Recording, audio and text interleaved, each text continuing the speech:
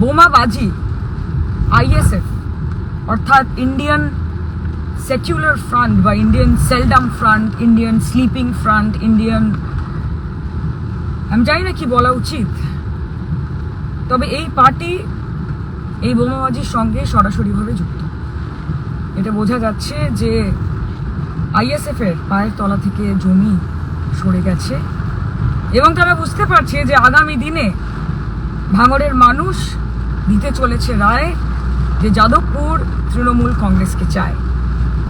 এবং আমি এইটুকু আপনাদেরকে নিশ্চিত করতে পারি যে আগামী দিন ভাঙড়ের মানুষ এই ধরনের ঘটনার জবাব দেবেন। রাজনৈতিকভাবে লড়তে না পেরে আইএসএফ যে জঘন্য ঘটনা ঘটাচ্ছে এবং শান্ত ভাঙড়কে অশান্ত করার চেষ্টা করছে তার প্রতিবাদ অবশ্যই হবে। ভাঙড়ের মানুষ আইএসএফ এর কফিনে শেষ পেরেক আগামী ৪ঠা জুন উঠতে চলেছে। করছে তৃণমূল কংগ্রেস, সেটাকে ধামাচাপা দেওয়ার জন্য, সেটাকে চেপে দেওয়ার জন্য আইএসএফ এর নামে দোষারোপ করছে।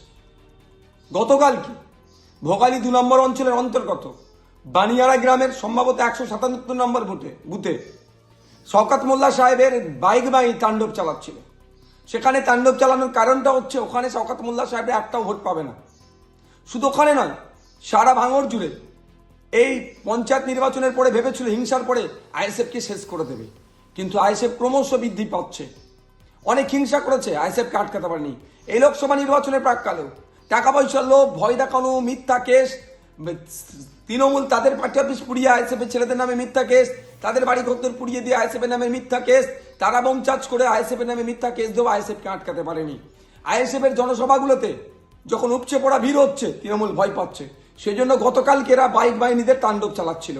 বাইক বাহিনী যখন গ্রামে ঢুকে বোমাবাজি করছিল, আইএসএফ কর্মী সাধারণ মানুষকে বিতস্তত করে সন্ত্রাসের পরিবেশ কায়েম করে যাতে এরা ভোট দিতে না বার হয়, যখন এই ভয় দেখাচ্ছিল, আইএসএফ এর কর্মী সমর্থকদেরকে ভয় দেখিয়ে চমকানো ধমকানো যখন চেষ্টা হচ্ছিল, আমাদের পক্ষ থেকে অর্থাৎ আইএসএফ এর পক্ষ থেকে লোকাল প্রশাসনকে জানানো হয়েছিল এই বাইক বাহিনী এইরকম বোমা চার্জ করছে, এইরকম অন্যায় করছে।